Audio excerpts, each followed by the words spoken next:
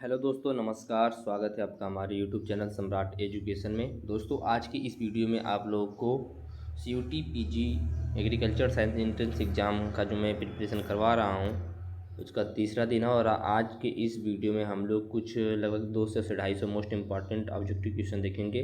इसके पिछले वीडियो में हमने 200 क्वेश्चन के लगभग देखा था, ठीक है। ये वाला जो जो क्वेश्चन है वो वाला सीजन ख़त्म हो जाएगा, मतलब आज तीसरा दिन है, 4-5 दिन मतलब 2 दिन और लगेगा, पूरा ख़त्म हो जाएगा। उसके बाद आप लोग को पूरा पेपर सॉल्व कराया जाएगा, ठीक है। तो आप लोग पूरा वीडियो देख लीजिएगा, आप लोगों का प्रिपरेशन अच्छे तरीके से हो जाएगा, आप लोग का निकल जाएगा एग्रीकल्चर साइंस का, ठीक है। बस जितना बोल रहा हूँ उतना आप लोग पढ़ लीजिए। क्वेश्चन ज़्यादा टफ नहीं आता है, क्वेश्चन आसान ही आता है। पहली बात तो ये नोट कर लीजिए। जब मैं पेपर दिखाऊंगा ना तो आप लोगों को आइडिया लग जाएगा। और मैं पहले क्वेश्चन इसलिए सॉल्व करवा रहा हूँ ताकि जब मैं पेपर आप लोगों के सामने लाऊं तो आप लोग अपने से उसका आंसर बता दें, मुझे बताने की ज़रूरत ही न पड़े, ठीक है। और उसको मैं लाइव आके करवाऊँगा। चलिए देख लेते हैं। पहला क्वेश्चन है, विश्व में मौसम विज्ञान के जनक कौन है, ठीक है। फादर ऑफ मेट्रोलॉजी कौन है भाई? Doctor D N Ballia. Doctor D N Ballia जो है क्या है, विश्व में मौसम विज्ञान के जनक के रूप में जाने जाते हैं। निम्न में से वायुमंडल के अवयव कौन कौन से हैं? तापमान वायुमंडल का अवयव है, वर्षा भी है, सौर विकिरण भी। ऑप्शन नंबर डी से हो जाएगा उपयुक्त सभी। अगला है, निश्चित स्थान में निश्चित समय वातावरणीय परिस्थितियों में होने वाला अचानक परिवर्तन क्या कहलाता है, ठीक है। निश्चित स्थान एवं निश्चित समय में वातावरणीय परिस्थितियों में जो अचानक से परिवर्तन हो जाता है वह क्या कहलाता है? तो वह मौसम कहलाता है, ठीक है। जब अचानक से समय परिवर्तन हो जाएगा, वातावरण की परिस्थिति में परिवर्तन हो जाएगा तो उसको मौसम बोलते हैं। अगला है, वृद्धि अवस्था में खरीफ फसल पर तापमान कितना होना चाहिए, ठीक है। वृद्धि की अवस्था में खरीफ फसल पर तापमान कितना होना चाहिए? तो 25 से 30 डिग्री सेल्सियस होना चाहिए। अगला है, पकने की अवस्था में रबी सीजन का तापमान कितना होना चाहिए? जिस समय पक रहा है उस समय पकने की अवस्था में रबी सीजन का तापमान कितना होना चाहिए? तो 20 से 25 डिग्री सेल्सियस होना चाहिए। कितना? 20 से 25 डिग्री सेल्सियस। वायुमंडलीय वायु में ऑक्सीजन का कितने प्रतिशत भाग होता है, ठीक है। मतलब वायुमंडल में कितने परसेंट ऑक्सीजन है? तो 21% ऑक्सीजन है। आप लोग हमें कमेंट बताइएगा कितना परसेंट कार्बन डाइऑक्साइड है, ठीक है। कार्बन डाइऑक्साइड कितना परसेंट है वायुमंडल में। अगला है, प्रकाश संश्लेषण की क्रिया कितने नैनोमीटर विकिरण के मध्य होती है? जो प्रकाश संश्लेषण होता है पौधों में वह प्रक्रिया की कितने नैनोमीटर विकिरण के मध्य होती है? तो 400 से 700 नैनोमीटर के मध्य होती है।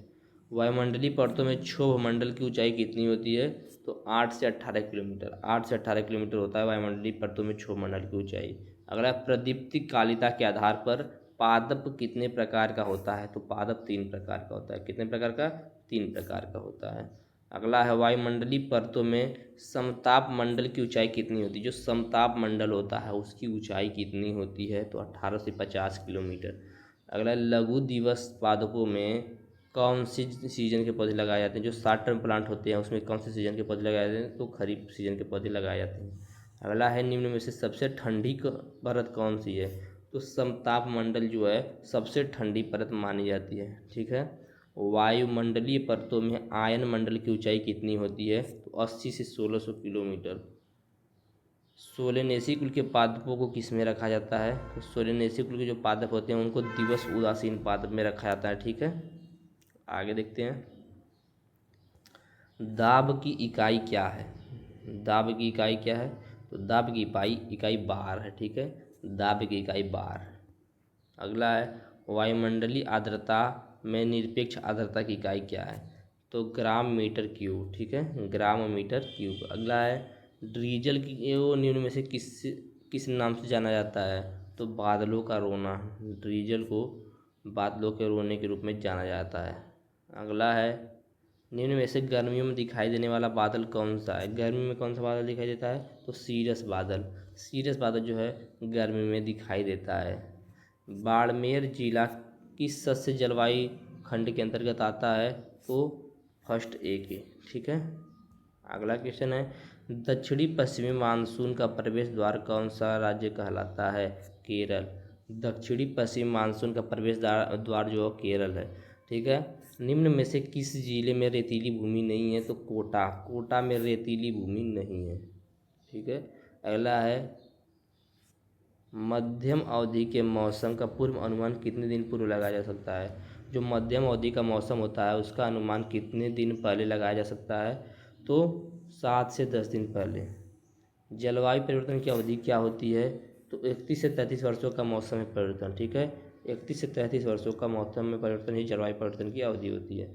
भारतीय मौसम विज्ञान का मुख्यालय कहाँ इम्पॉर्टेंट है? पुणे में है, ठीक है, पुणे में। मौसम विभाग का मुख्यालय कहाँ है? तो मौसम विज्ञान विभाग का मुख्यालय जो है नई दिल्ली में है, और उसका कार्यालय जो है भारतीय मौसम विज्ञान का वो पुणे में है, ठीक है। विश्व मौसम विज्ञान विभाग की स्थापना कब की गई? विश्व मौसम विभाग की स्थापना कब की गई? 1950 में की गई। कब की गई? 1950 में। भारत में कृषि पारिस्थितिक खंडों की संख्या कितनी है? तो 21 है। 21 कृषि पारिस्थितिकी खंड भारत में है। आगे देखते हैं। MPUAT कृषि विश्वविद्यालय का सदस्य जलवायु खंड में आता है, ठीक है। जो MPUAT है वह कृषि विश्वविद्यालय किस सदस्य जलवायु खंड के अंतर्गत आता है? तो 4th A के अंतर्गत आता है, ठीक है। अगला है, काली मृदा किस सदस्य जलवायु खंड में पाई जाती है? अति आर्द्र दक्षिणी पूर्वी मैदानी क्षेत्र। इसको मत छोड़िए। 14वें खंड की कुल वार्षिक वर्षा कितनी होती है? जो 14वां खंड होता है उसकी कुल वार्षिक वर्षा 40 सेंटीमीटर होती है। कितनी? 40 सेंटीमीटर। भूरी जलोढ़ मृदा किस सदस्य जलवायु खंड में पाई जाती है? तो अर्धशुष्क पूर्वी मैदानी क्षेत्र में पाई जाती है। कृषि जलवायु खंड 5 में कौन कौन से जिले आते हैं? तो झालवाड़ा, कोटा, बूंदी और बारा, यह जो हैं 5वें जलवायु खंड में आते हैं। कौन कौन सा? झालवाड़, कोटा, बूंदी, बारा। कृषि महाविद्यालय मंडोर जोधपुर किस सदस्य जलवायु खंड में स्थित है? यह देखिए इम्पॉर्टेंट है भाई। तो यह फर्स्ट ए में स्थित है। किसमें? फर्स्ट ए में। अगला है, श्री कर्ण नरेंद्र कृषि विश्वविद्यालय निम्न में से किसी कृषि खंड जलवायु के अंतर्गत आता है? तो यह आता है 3rd A के अंतर्गत। किसके अंतर्गत? 3rd A के अंतर्गत। कृषि महाविद्यालय बीकानेर किस सदस्य जलवायु खंड के अंतर्गत आता है भाई? तो यह फर्स्ट C के अंतर्गत आता है। टोटल 21 है, ठीक है। हनुमानगढ़ व गंगानगर किस जलवायु खंड में आते हैं? तो फर्स्ट B के अंतर्गत आते हैं, ठीक है। पपीता, बेर, आम, चीकू आदि के फल किस सदस्य जलवायु खंड के सर्वाधिक होते हैं? तो आर्द्र पूर्वी दक्षिणी मैदानी क्षेत्र के सबसे अधिक होते हैं, ठीक है। आगे देखते हैं, बहुत इंपॉर्टेंट है भाई। अनाज शब्द की उत्पत्ति निम्न में से किस भाषा से हुई है? तो अनाज शब्द की उत्पत्ति रोमन भाषा से हुई है। किस भाषा से हुई है? रोमन। निम्न में से बाजरे की संज्ञा दी जाती है। गरीब का बादाम, गरीब का भोजन, अमीरों का भोजन, गरीब का सोना। तो बाजरा जो है उसको कौन सी उपाधि दी जाती है? तो बाजरे को गरीबों का भोजन कहा जाता है, ठीक है, उपनाम बोल सकते हैं। भारत में क्षेत्रफल एवं उत्पादन के आधार पर फसलों का क्रम क्या है?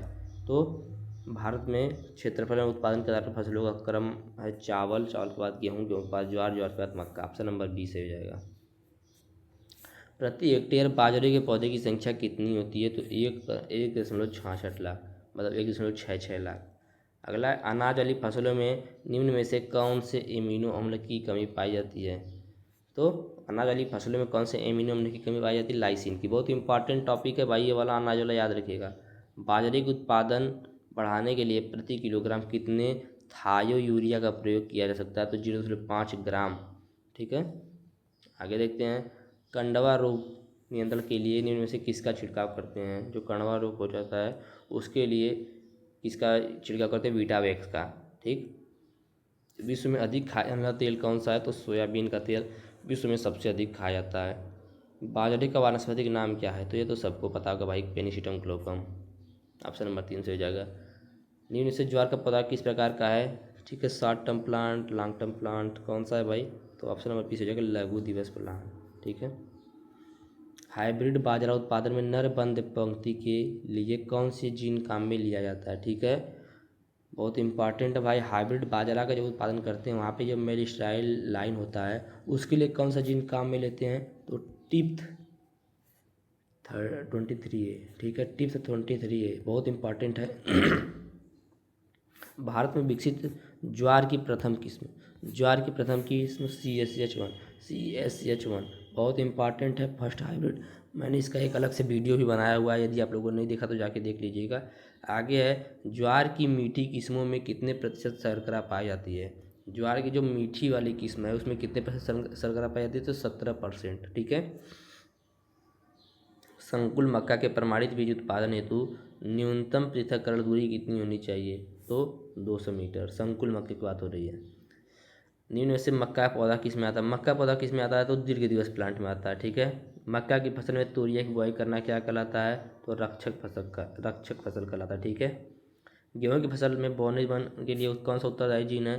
तो आप लोगों को पता ही है, नोरिन 10। कौन सा है? नोरिन 10। टिप्स 23 एक तो 23 बाजरे का है। ठीक है। आगे है, मक्के में कार्बोहाइड्रेट की मात्रा कितने % होती है? देखिए आप लोगों को सभी क्रॉप में कितने % कार्बोहाइड्रेट, कितने % प्रोटीन, कितने % वसा है, ये सब जानकारी होनी चाहिए। ठीक है। तो मक्के में भैया 70% कार्बोहाइड्रेट होता है। ठीक। आगे देखते हैं, जियोमेज यूर्टा निम्न में से किसका वानस्पतिक नाम है? जियोमेज यूर्टा पॉपकॉर्न का वानस्पतिक नाम है। ठीक है। ईमर गेहूं में गुणसूत्रों की संख्या कितनी होती है? तो 2n = 28। ठीक। असिंचित व बारानी खेती के लिए गेहूं की उपयुक्त किस्म कौन सी है? तो सुजाता जो है वह असिंचित और बारानी खेती के लिए गेहूं की सबसे उपयुक्त किस्म मानी जाती है। ठीक है। भारत की प्रथम संकर किस्म गंगावन कब विकसित की गई?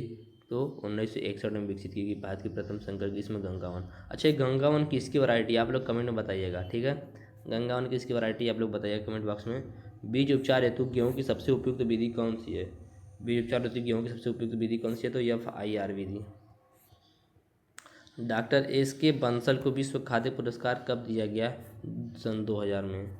गेहूं की फसल में नाइट्रोजन, फास्फोरस और पोटास मिश्रण किलोग्राम प्रति हेक्टेयर कितना डालते हैं? तो 120 किलोग्राम नाइट्रोजन, 60 किलोग्राम फास्फोरस और 40 किलोग्राम पोटास को डालते हैं। ठीक है।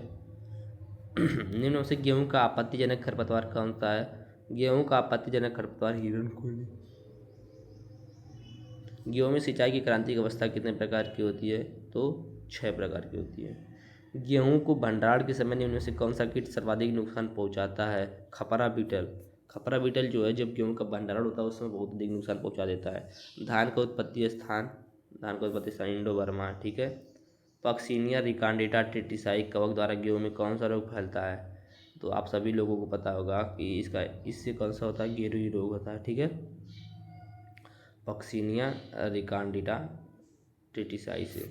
अगला है, जौ का आटा आसानी से पच जाता है, इसका कारण क्या है? इसमें ग्लूटीन प्रोटीन की मात्रा नहीं पाई जाती। ठीक है। गेहूं में जबकि ग्लूटीन प्रोटीन होती है, जौ में ग्लूटीन प्रोटीन की मात्रा नहीं होती है। अगला है, निम्न में से सबसे कम प्रोटीन किस में पाई जाती है? तो धान में इनमें सबसे कम प्रोटीन पाई जाती है। ठीक है। अस्टिलागो न्यूडा वैरायटी ट्रिटिसाई द्वारा गेहूं में कौन सा रोग फैलता है? तो अनावृत कंडवा रोग। ठीक है। धान की फसल में किस प्रकार का परागण होता है? तो स्वपरागण होता है। हाइब्रिड धान में कौन सा देश अग्रणी है? तो चीन। गेहूं की फसल में एक ग्यूना ट्रिटिसाई सूत्रकृमि जो निमेटोड होता है उसके द्वारा कौन सा रोग फैलता है? तो गेगरा रोग। ठीक है। कुकल डिजीज बोलते हैं जिसे। भारत में धान की सर्वाधिक उत्पादकता कौन से राज्य में होती है? तो यह पंजाब में होती है। सबसे अधिक धान का उत्पादन भारत में धान के उत्पादन में अग्रणी राज्य कौन सा है? तो भारत में धान के उत्पादन में सबसे अग्रणी राज्य पश्चिम बंगाल, आंध्र प्रदेश, उत्तर प्रदेश है। निम्न में से दोस्तों जौ की फसल में किस प्रकार का परागण होता है? तो जौ की फसल में सेल्फ पॉलिनेशन मतलब स्वपरागण होता है। ठीक है। अगला है, निम्न में से जौ के दाने को क्या कहते हैं? जौ के दाने को केरियोप्सिस कहते हैं। क्या बोलते हैं? केरियोप्सिस। निम्न में से जौ की लवण सहनशील किस्म कौन सी है? जौ की ये सब वैरायटी दी गई, इसमें से कौन सी लवण सहनशील वैरायटी है? तो बिलाड़ा 2 और राजकिरण। ऑप्शन नंबर 3 से हो जाएगा। ऑप्शन नंबर 1 और 4 दोनों सही है। ठीक है। अमन धान की फसल कटाई का मुख्य समय कौन सा है? नवंबर से दिसंबर। अगला है, जौ की बुआई का उपयुक्त समय कौन सा है? जौ की बुआई का उपयुक्त समय है अक्टूबर से नवंबर। भारत में सर्वप्रथम धान की विकसित की गई बौनी किस्म कौन सी है? तो TN1 जो है धान की विकसित की गई बौनी किस्म है प्रथम। सबसे पहले TN1 को विकसित किया गया था। ठीक है। जौ की फसल में हेलमिंथोस्पोरियम ग्रेमिनियम कवक द्वारा कौन सा रोग होता है? तो धारीदार रोग होता है। कौन सा? धारीदार। धान की IRA किस्म का भारत में आयात हुआ, ठीक है। मतलब धान की जो IRA वैरायटी है उसका भारत में आयात कब हुआ था, तो 1965 में हुआ था। सुपर राइस धान की किस्म किसके द्वारा विकसित की गई? सुपर राइस जो है धान की किस्म, उसको डॉक्टर GM खुश के द्वारा विकसित किया गया था, ठीक है। अगला क्वेश्चन है छिड़काव विधि से प्रति हेक्टेयर धान की बीज दर क्या है? जब छिड़काव विधि से प्रति हेक्टेयर धान की बीज जो है उसका बीज दर क्या होता है, तो 100 किलोग्राम प्रति हेक्टेयर, ठीक है। जब धान वैसे धान की नर्सरी तैयार करके उसके बाद उसकी बुआई करते हैं, लेकिन जब छिड़काव विधि से डायरेक्ट बुआई करते हैं तो वहाँ पे बीज कितना लगता है, तो 100 किलोग्राम प्रति हेक्टेयर की दर से बीज लगता है। धान का कौन सा रोग डाइट धान का कौन सा रोग डाइटेलिंकस एगस्टस नामक निमेटोड द्वारा होता है? उफरा रोग। धान की फसल में खरपतवार नियंत्रण के लिए बेंथियोकार्ब खरपतवार नाशी की कितनी मात्रा प्रति हेक्टेयर काम में लेते हैं? 1.5 किलोग्राम प्रति हेक्टेयर। गोल्डन राइस कौन सी विटामिन का धनी है? तो गोल्डन राइस जो है विटामिन A का धनी है, मतलब गोल्डन राइस में विटामिन A अधिक मात्रा में पाया जाता है, ठीक है। धान की फसल में गंधी बग कीट के नियंत्रण के लिए कौन सी कीटनाशी का प्रयोग किया जाता है? तो मेलाथियान का प्रयोग किया जाता है, ठीक है। मेलाथियान का प्रयोग किया जाता है धान में की फसल में गंधी बग कीट के नियंत्रण के लिए। धान की श्री विधि का आविष्कार मेडागास्कर शहर में किसके द्वारा किया गया था? तो फादर हेनरी डी लेलिने के द्वारा, ठीक है। धान की फसल में भूरा फुदका कीट नियंत्रण के लिए निम्न में से कौन से कीटनाशी का प्रयोग करते हैं? तो किसका करते हैं? इमीडाक्लोप्रिड का, ठीक है। धान की चगेती किस्मों की पका अवधि कितनी है? तो 110 दिन है। तो दोस्तों अब देखेंगे दलहनी फसलों के बारे में। तो मोठ का वानस्पतिक नाम क्या होता है? मोठ आप लोग जानते ही होंगे, इसका वानस्पतिक नाम क्या होता है? विग्ना एकोनिटिफोलिया, ठीक है। विग्ना एकोनिटिफोलिया इसका वानस्पतिक नाम होता है मोठ का। चंवला किस ऋतु की फसल है? तो चंवला खरीफ और जायद दोनों मौसम की फसल है, ठीक है। उड़द का वानस्पतिक नाम क्या होता है? विग्ना मूंगो, ठीक है, विग्ना मूंगो। मोठ की सर्वाधिक सूखा सहनशील किस्म कौन सी है? मोठ की सर्वाधिक सूखा सहनशील किस्म कौन सी है? तो RMO40। निम्न में से उड़द की कौन सी किस्म के पौधे देरी से पकते हैं? कौन सी किस्म के पौधे देरी से पकते हैं? विरिकिस। विरिकिस जो वैरायटी है इसके जो पौधे होते हैं वो देरी से पकते हैं। भारतीय तिलहन अनुसंधान संस्थान कहाँ स्थित है? तो कानपुर में स्थित है। निम्न में से जंगली चौला का वानस्पतिक नाम क्या है? विग्ना एकोनिटिफोलिया, भी मैंने बताया था, ठीक है, विग्ना एकोनिटिफोलिया। चौला के चारे उत्पादन के लिए किस्म कौन सी है? ठीक है, चौला जो है उसमें यदि चारे के उत्पादन के लिए उगाया जाए तो उस कौन सी किस्म है? तो सिरसा 10। मूंग का वानस्पतिक नाम क्या है? तो मूंग का वानस्पतिक नाम है विग्ना रेडियाटा, ठीक है। चौला उत्पादन में देश में प्रथम स्थान कौन से राज्य का है? उत्तर प्रदेश का है चौला उत्पादन में प्रथम राज्य, सॉरी, चौला। मूंग की फसल में प्रोटीन प्रतिशत मात्रा कितनी है? 25%। मूंग फसल में प्रोटीन की प्रतिशत मात्रा 25% है, ठीक है। चलिए आगे चलते हैं। अगला क्वेश्चन, मूंग की फसल का बुआई के लिए उपयुक्त समय कौन सा है? मूंग की फसल की बुआई के लिए उपयुक्त समय पूछा है तो जून से जुलाई उपयुक्त समय है। मटर में कार्बोहाइड्रेट का प्रतिशत कितना होता है? तो 65% कार्बोहाइड्रेट होता है मटर में। मूंग की फसल में द्वितीय सिंचाई कब की जाती है? तो फली बनते समय। थोड़ा तेज चलेंगे दोस्तों क्योंकि काफ़ी वीडियो बनाना, मतलब वीडियो काफ़ी लंबा हो जाएगा इसकी वजह से, ठीक है। अगला है मटर की बुआई का उपयुक्त समय कौन सा है? मटर किस समय बुआई की जाती है? तो 15 अक्टूबर से 15 नवंबर के बीच में। मूंग की फसल में तना मक्खी व कातरा कीट के नियंत्रण के लिए कौन से कीटनाशी का प्रयोग करते हैं? मैलाथियान का यूज करते हैं। गार्डन पी की कौन सी किस्म की संपूर्ण फली खाने योग्य होती है? साल्विया। मसूर की फसल का कौन सा कुल है? मसूर किस कुल का है? लेग्यूमिनेसी।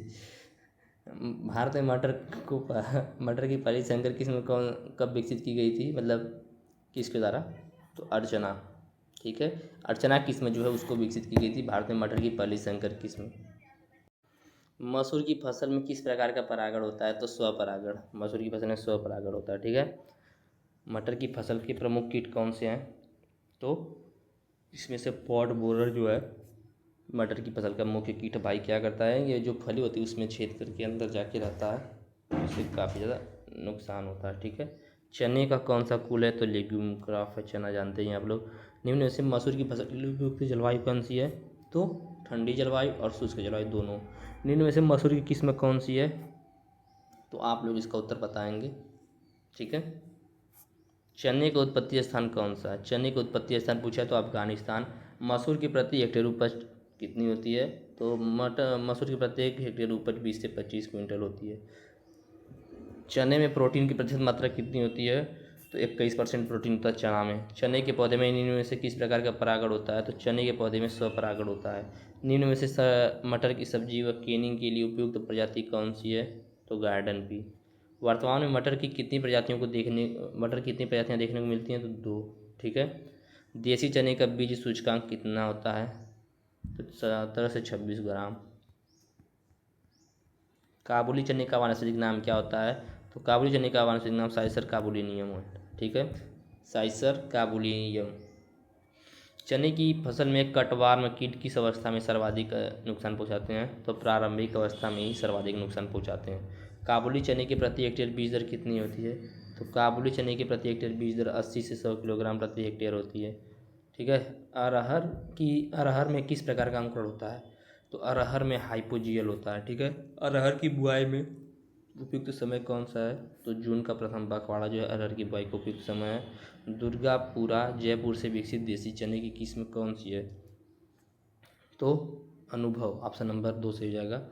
निम्न में से अरहर की कौन सी किस्म उकठा रोग के प्रति प्रतिरोधी है? उकठा रोग के प्रति प्रतिरोधी किस्म कौन सी है? तो मुक्ता। ठीक है, निम्न में से काबुली चने की किस्म कौन सी नहीं है? तो दोवध येलो। यह जो ऑप्शन नंबर 3 है यह नहीं, और सब काबुली चने की किस्म है। ठीक है, सोयाबीन का वानस्पतिक नाम क्या है? तो सोयाबीन का वानस्पतिक नाम क्या है? Glycine max. ठीक है, ग्लाइसिन मैक्स। भारत में खाद्य तेलों में सोयाबीन का तेल कौन सा स्थान है? तो दूसरा स्थान है। चने की झुलसा रोग के प्रति प्रतिरोधी किस्म कौन सी है?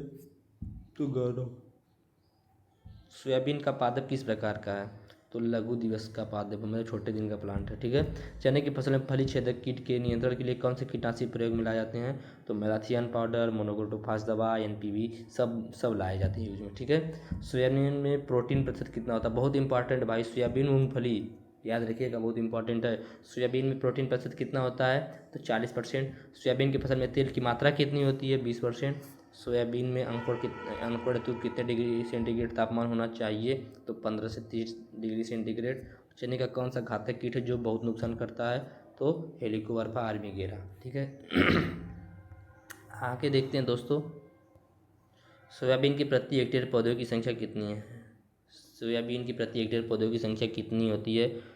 तो 3 लाख। 1 हेक्टेयर में 3 लाख पौधे होते हैं सोयाबीन के।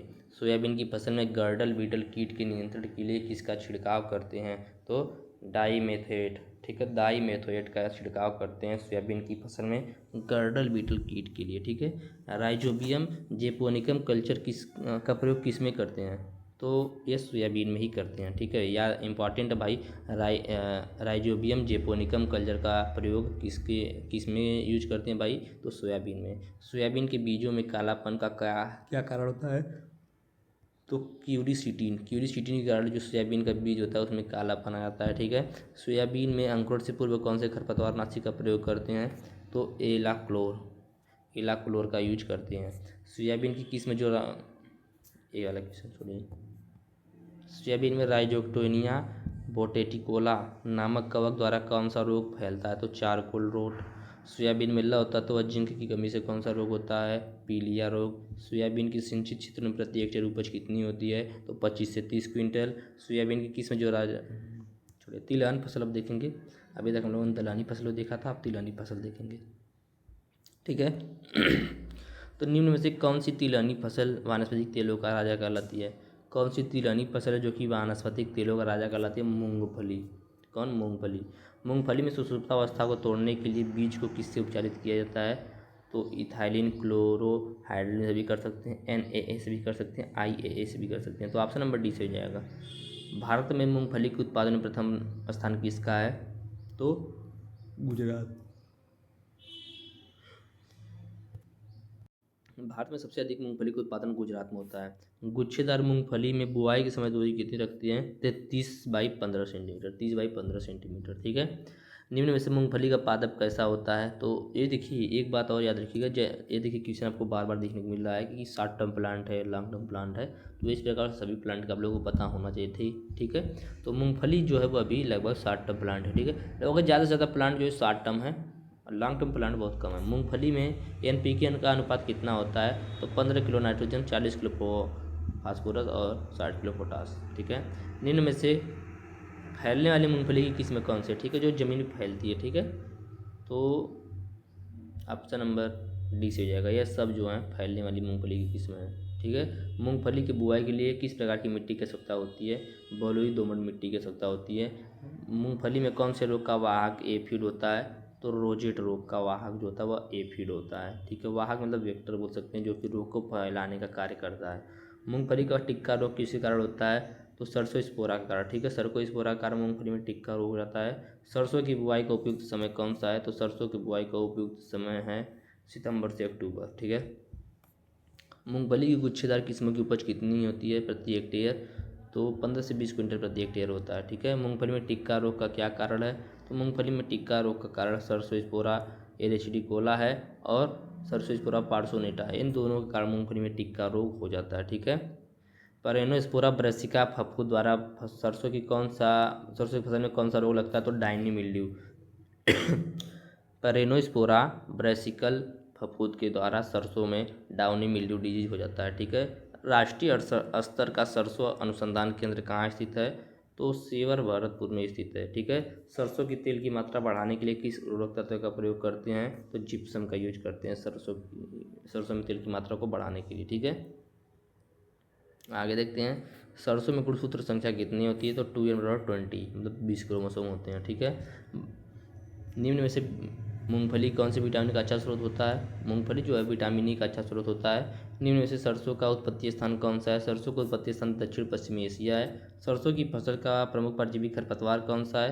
तो सरसों की फसल का प्रमुख परजीवी खरपतवार है ओरोबेंकी। ठीक है, ग्लूकोसिनेलेट नामक विषैला तत्व सरसों की फसल में कौन सा रोग पैदा करता है? घेघा रोग। घेघा रोग। ठीक है, अलसी का पादप किस प्रकार का है? शॉर्ट टर्म, लॉन्ग टर्म, कैसा, मीडियम टर्म? तो यह लॉन्ग टर्म है। ठीक है, देखिए अलसी का प्लांट जो लॉन्ग टर्म है। ठीक है, सरसों की खेती जो कि पशुओं को खाने योग्य है, उसमें नाइट्रोजन की मात्रा कितने % होती है? 5.1%। ठीक है, निम्न में से किसे रायड़ा लाहा के नाम से जाना जाता है? तो इंडियन मस्टर्ड को ही जाना जाता है। ठीक है, निम्न में से धान की खड़ी फसल में अलसी की बुआई करना या पैरा कहलाती है कहाँ पे भाई? तो बिहार में। ठीक है, बिहार में धान की खड़ी फसल में अलसी की बुआई कर दी जाती है, जिसे पैरा बोलते हैं बिहार में। ठीक है, अलसी की छोटी बीज वाली किस्म के लिए प्रति हेक्टेयर कितने बीज की आवश्यकता होती है? तो 12 से 15 किलोग्राम प्रति हेक्टेयर। निम्न में से सूरजमुखी का उत्पत्ति स्थान कौन सा है? तो मैक्सिको सूरजमुखी का उत्पत्ति स्थान है। सूरजमुखी के बीज में तेल का प्रतिशत मात्रा कितना होता है? तो 45 से 50%। बहुत इंपॉर्टेंट टॉपिक है भाई, सूरजमुखी, मूंगफली, सोयाबीन, ये सब इंपॉर्टेंट टॉपिक है। ठीक है, निम्न में से सूरजमुखी का पौधा है, कैसा पौधा है सूरजमुखी का? दिवस उदासीन प्लांट है। ठीक है, सूरजमुखी की खरीफ फसल के लिए कतार से पौध की दूरी कितनी होनी चाहिए? तो 60 से 20 सेंटीमीटर। ठीक है, सूरजमुखी की फसल में दूसरी सिंचाई कब करनी चाहिए? तो डिस्क बनते समय। सूरजमुखी की फसल की प्रति हेक्टेयर उपज कितनी होती है? तो 15 से 20 क्विंटल प्रति हेक्टेयर। सूरजमुखी के पौधे की संख्या 1 हेक्टेयर में कितनी रखते हैं? तो 50 से 60 हज़ार। अरंडी का वानस्पतिक नाम क्या है? तो रिसिनस कुमिनस। ठीक है, रिसिनस कुमिनस कैस्टर का वानस्पतिक नाम है। कैस्टर की फसल में किस प्रकार का परागण होता है? तो पर परागण होता है। निम्न में से कैस्टर की प्रथम हाइब्रिड किस्म कौन सी है? ठीक है, तो अरुणा। अरंडी की फसल का बुआई हेतु उपयुक्त समय कौन सा है? तो जून से जुलाई। ठीक है, कैस्टर की फसल में खरपतवार नियंत्रण हेतु अंकुरण से पूर्व कौन से खरपतवार नाशी का प्रयोग करते हैं? कैप्टान का। तिल का वानस्पतिक नाम क्या है? तो सीसेमम इंडिकम। तिल के बीजों का परीक्षण भार कितना होता है? तो 3.4 ग्राम होता है तिल के बीजों का परीक्षण भार। सभी के बीज का परीक्षण भार भी आप लोगों को पता होना चाहिए। ठीक है, तिल के खेती के लिए किस प्रकार की मृदा उपयुक्त है? तिल की खेती के लिए बलुई दोमट मृदा उपयुक्त होती है। तिल को कितने प्रतिशत नमी पर भंडारित करते हैं? तो 6 से 8%। प्रताप एवं प्रगति किसकी किस्म है? तो तिल की किस्म है। तारामीरा का वानस्पतिक नाम क्या है? तो इरुका सेटाइवा। तारामीरा इंपॉर्टेंट नहीं है, इसको नहीं देखेंगे। भारत में कुसुम की सर्वाधिक खेती कहाँ पर की जाती है? महाराष्ट्र में की जाती है कुसुम की सर्वाधिक खेती। सर्वाधिक नाइट्रोजन की मात्रा निम्न में से कौन सी फसल की खली में पाई जाती है? तो कुसुम की जो खली होती है उसमें बहुत मात्रा में नाइट्रोजन पाया जाता है। ठीक है। असिंचित क्षेत्रों हेतु कुसुम की बुआई के लिए प्रति हेक्टेयर बीज दर कितनी होती है? 15 से 20 किलोग्राम प्रति हेक्टेयर। तारा मंजीरा नाग सेवन किसकी किस्में हैं? तो कुसुम की किस्में हैं। ठीक है। और कुसुम का प्रति हेक्टेयर उपज कितना है? तो 6 से 8 कुंटल प्रति हेक्टेयर। आगे देखेंगे कुछ नकदी फसल के बारे में, जिसमें पहला है ग्वार। तो ग्वार का वानस्पतिक नाम क्या है? साइमोप्सिस टेट्रागोनोलोबा। ठीक है, साइनोप्सिस टेट्रागोनोलोबा। भारत में ग्वार के क्षेत्रफल व उत्पादन में प्रथम स्थान किसका है? तो राजस्थान का है। किसका? राजस्थान का। ग्वार के दानों में प्रोटीन की मात्रा कितनी होती है? तो 30 से 33%। SKRAU बीकानेर द्वारा विकसित ग्वार की किस्म कौन सी है? कंचन बहार। इंपॉर्टेंट है भाई। ग्वार की फसल में चूड़ी फफूंद रोग के कारण नियंत्रण हेतु किसका छिड़काव करते हैं? तो केराथियान का। तो ग्वार भी ज़्यादा इंपॉर्टेंट नहीं है, इसको बस थोड़ा बहुत जान लीजिए। आगे देखेंगे गन्ना का वानस्पतिक नाम क्या है? तो गन्ने का वानस्पतिक नाम सैकरम ऑफिसिनेरम है। ठीक है। गन्ना शब्द संस्कृत भाषा के किस शब्द से बना है? तो संस्कृत भाषा के शब्द शर्करा से बना है। ठीक है। भारत में शुगर केन ब्रीडिंग इंस्टीट्यूट कहाँ पर है? तो कोयम्बटूर में शुगर केन ब्रीडिंग इंस्टीट्यूट। गन्ने के पुष्पक्रम को क्या कहते हैं? एरो कहते हैं। निम्न में से गन्ने की कौन सी प्रजाति को नोबल केन के नाम से जाना जाता है? तो सैकरम ऑफिसिनेरम को नोबल केन के नाम से जाना जाता है। गन्ने की खेती के लिए कितने मिलीमीटर वर्षा की आवश्यकता होती है? तो गन्ने की खेती के लिए 1500 से 2500 मिलीमीटर वर्षा की आवश्यकता होती है। ठीक है। 2 आँख वाले गन्ने की बुआई हेतु प्रति हेक्टेयर कितने गन्ने के टुकड़े की आवश्यकता होती है? तो 2 आँख वाले यदि रहेंगे तो वहाँ पे 1 लाख गन्ने की आवश्यकता होगी। अड़साली गन्ने की फसल का बुआई हेतु उपयुक्त समय क्या है? तो जुलाई। उत्तरी भारत में गन्ने की बुआई हेतु कौन सी विधि उपयुक्त होती है? तो समतर विधि। गन्ने की तने को सूखी पत्तियों से ढकना क्या कहलाता है? प्रोपिंग कहलाता है। क्या कहलाता है? प्रोपिंग। गन्ने की फसल में द्वितीय सिंचाई कब करनी चाहिए? ग्रांड अवस्था में। ठीक है। कब करनी चाहिए? ग्रांड अवस्था में। गन्ने की फसल का कौन सा कीट लेपिडोप्टेरा गण का सदस्य है? तो पायरिला जो लेपिडोप्टेरा गण का कीट है। गन्ने की फसल में अस्टिलागो सिटेमिनिया नामक कवक द्वारा कौन सा रोग होता है? तो कंडवा रोग होता है। गन्ने की फसल की परिपक्वता का पता लगाने तो कौन सा टेस्ट किया जाता है? तो ब्रिक्स रीडिंग, ब्रिक्स अनुपात, फैहलिंग टेस्ट। मतलब ऑप्शन में डी से ही हो जाएगा, सभी किया जाता है। ठीक है। गन्ने में प्रति हेक्टेयर नाइट्रोजन कितने देते हैं? गन्ना जो है प्रति हेक्टेयर कितना नाइट्रोजन देता है? तो 125 से 150 किलोग्राम प्रति हेक्टेयर। चीनी का कटोरा किस देश को कहा जाता है? तो क्यूबा को चीनी का कटोरा कहा जाता है। गन्ना बुआई हेतु कौन सा भाग सर्वश्रेष्ठ होता है? तो ऊपर का 1 से 1/3 भाग जो होता है वो गन्ना बुआई के लिए सर्वश्रेष्ठ होता है। गन्ने में फुलाने का समय क्या है? तो फरवरी। ठीक है। तो यह था कुछ नकदी क्रॉप के बारे में। आप आगे देखेंगे रेशेदार क्रॉप के बारे में। तो कपास का उत्पत्ति स्थान कहाँ पर है? तो भारत है। भारत में कपास उत्पादन और क्षेत्रफल में प्रथम स्थान किसका है? महाराष्ट्र का है। कपास का रेशा किसके बीज से प्राप्त होता है? फल से प्राप्त होता है। सॉरी, किससे प्राप्त होता है? कपास के पौधे के फूल को क्या कहते हैं? तो स्क्वायर कहते हैं। क्या कहते हैं? स्क्वायर कहते हैं। कपास की प्रथम संकर किस्म कौन सी है? तो कपास की प्रथम संकर किस्म H4 है, जो कि सीटी पटेल के द्वारा गुजरात में विकसित किया गया था। कपास के बीजों के अंकुरण के समय तापमान कितना होना चाहिए? 16 डिग्री सेल्सियस। देसी कपास में निम्न में से सूखा सहनशील लाल रंग का पौधा किस्म कौन सी है? तो लोहित। ऑप्शन नंबर अगला क्वेश्चन है, देसी कपास की बुआई के समय दूरी कितनी रखते हैं? तो 60 बाई 15 सेंटीमीटर। 60 बाई 15 सेंटीमीटर दूरी रखते हैं। ठीक है। बीटी कपास की प्रति हेक्टेयर बीज दर कितनी होती है? तो 1 से 1.5 किलोग्राम प्रति हेक्टेयर। कपास में खरपतवार नियंत्रण हेतु पूर्व में से कौन से खरपतवारनाशी का प्रयोग करते हैं? तो लुक्लोरिलीन का यूज किया जाता है खरपतवार नियंत्रण हेतु बुआई से पहले। ठीक है। कपास के पौधे में मैग्नीशियम की अधिकता से कौन सा दैहिक विकार होता है? तो क्रिंकल लीफ हो जाता है। क्या आंसर क्या हो जाता है? Crinkle leaf. निम्न में से कपास का रस चूसने वाले कीट कौन से हैं? तो ये सभी जो है फुदका, सफ़ेद मक्खी, लाल कपास, सभी जो हैं रस चूसने वाले कीट हैं। ठीक है। कपास का रस चूसने वाला लाल काटन बग कीट का वानस्पतिक नाम क्या है? तो डेसडकरस सिनगुटस। ठीक है। आगे देखते हैं। कपास की फसल में बोल्स एवं कलियों में गिरने का प्रमुख कारण क्या है? पानी की कमी। क्या है? पानी की कमी। जूट का वानस्पतिक नाम क्या है? तो जूट का वानस्पतिक नाम है कोरकोरस कैप्सुलेरिस। ठीक है। Corchorus capsularis. आगे चीन व ताइवान में जूट के हरे तने से कटाई के तुरंत बाद छाल उतारने की विधि क्या कहलाती है? तो रिबोनिंग कहलाती है। जूट की फसल में रेटिंग के लिए उपयुक्त तापमान क्या होना चाहिए? 34 डिग्री सेल्सियस होना चाहिए। जूट में क्लोरीन का प्रयोग कब करते हैं? तो बुआई से पहले ही कर देते हैं। ठीक है। आगे देखेंगे चारे वाली फसल, थोड़ा सा तेजी में चलेंगे। तो बरसिम का उत्पत्ति स्थल कौन सा है? बरसिम का उत्पत्ति स्थल एशिया माइनर। बरसिम की उन्नत किस्म कौन सी है? तो पूसा विशाल, पूसा जायंट, BL10 और BL22, ये सब जो है बरसिम की उन्नत किस्में हैं। बरसिम के बीजों से कासनी के बीजों को हटाने हेतु किससे उपचारित करते हैं? तो 10% नमक से करते हैं। ठीक है। हे में नमी प्रतिशत कितना होता है? हे में नमी का प्रतिशत कितना होता है? 20%। रिजिका में प्रोटीन की मात्रा कितनी होती है? तो 20 से 25%। रिजिका में कुल कितनी कटाई की जा सकती है? 7 से 9 कटाई की जा सकती है रिजिका में। रिजिके की बुआई हेतु उपयुक्त जलवायु कौन सी है? तो उपयुक्त जलवायु ठंडी जलवायु है। रिजिका की कनाडा से आयातित किस्म कौन सी है? रेम्बरलर। ठीक है। रेम्बरलर। रिजिका की फसल में अमरबेल के नियंत्रण हेतु किसका प्रयोग किया जाता है?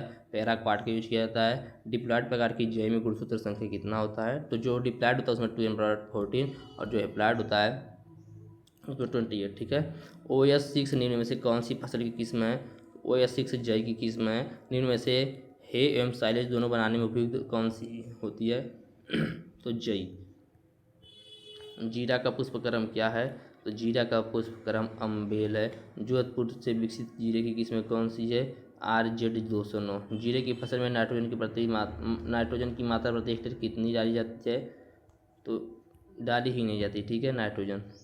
जीरा की फसल में झुलसा रोग के नियंत्रण हेतु कौन सा रसायन का यूज करते हैं? तो मैंकोजेब का। भारत में धनिया उत्पादन हेतु धनिया उत्पादन में प्रथम स्थान कौन सा राज्य है? तो राजस्थान। धनिया में सुगंध किसके कारण आती है? धनिया में सुगंध लिनालुल के कारण आती है। धनिया में परागण किसके द्वारा होता है? मधुमक्खियों द्वारा। धनिया की फसल में खरपतवार नियंत्रण हेतु अंकुरण में कौन से खरपतवार नाशी का प्रयोग करते हैं? तो पेंडीमेथालिन। धनिया की फसल में उखड़ा रोग के नियंत्रण के लिए किसका प्रयोग करते हैं? तो बाविस्टिन का यूज करते हैं। धनिया की सिंचित क्षेत्र में प्रति हेक्टेयर उपज कितनी होती है? तो 15 से 20 क्विंटल प्रति हेक्टेयर होती है। ठीक है। मेथी की फसल कौन सी ऋतु में उगाई जाती है? तो रबी में। निम्न में से मेथी के दाने वाली किस्म कौन सी है? तो प्रभा और राजेंद्र क्रांति। मेथी की बुआई के समय दूरी कितनी रखते हैं? 10 बाई 15 सेंटीमीटर। मेथी की असिंचित क्षेत्रों में प्रति हेक्टेयर उपज कितनी होती है? तो 10 से 15 क्विंटल प्रति हेक्टेयर। सौंफ का वानस्पतिक नाम क्या है? फोइनिकुलम वल्गेयर। फोइनिकुलम वल्गेयर। भारत में सौंफ की सर्वाधिक खेती कौन से राज्यों में की जाती है? राजस्थान में, फिर गुजरात, फिर उत्तर प्रदेश। सौंफ की सीधी बुआई हेतु प्रति हेक्टेयर कितनी बीज दर की आवश्यकता होती है? ठीक है। तो 8 से 10 किलोग्राम। सौंफ की फसल में प्रति हेक्टेयर फास्फोरस की कितनी मात्रा डालते हैं? तो 40 किलोग्राम प्रति हेक्टेयर। सौंफ की फसल की प्रति हेक्टेयर उपज कितनी होती है? तो 10 से 15 कुंटल हेक्टेयर। मसालों या फसलों की रानी किसे कहा जाता है? तो छोटी इलायची को। ठीक है। तो ये आपकी लगभग कुल 200 से 250 क्वेश्चन आज मैंने बताए, जो कि बहुत ही इम्पॉर्टेंट बोल सकते हैं। और सभी क्वेश्चन इम्पॉर्टेंट नहीं, लेकिन भाई इसमें जितना मैंने बताया ना, इसमें से लगभग 5 से 6 क्वेश्चन ऐसे हैं जो कि पहले भी पूछे जा चुके हैं। ठीक है। तो इसलिए मैं बता रहा हूँ आप लोगों को कि आप लोग थोड़ा जानकारी ले लेंगे क्वेश्चन कैसा आ सकता है तो अच्छा रहेगा। ठीक है। क्वेश्चन इतना भी आसान नहीं आएगा जितना आसान मैं बता रहा हूँ। ठीक है। अभी मैं सिर्फ आप लोग को बेस बता रहा हूँ। ठीक है। 5 दिन तक मैं आप लोग को बेस ही बताऊँगा, उसके बाद से आप लोगों को पेपर सॉल्व करवाऊँगा। ठीक है भाई। 15 दिन में हम लोग बहुत सारा पेपर सॉल्व कर लेंगे। ठीक है। तो यदि चैनल पर नहीं है तो चैनल को सब्सक्राइब कीजिएगा, वीडियो को लाइक कीजिएगा, चैनल को सब्सक्राइब कीजिएगा, अपने दोस्तों के साथ शेयर कीजिएगा। धन्यवाद। जय हिंद।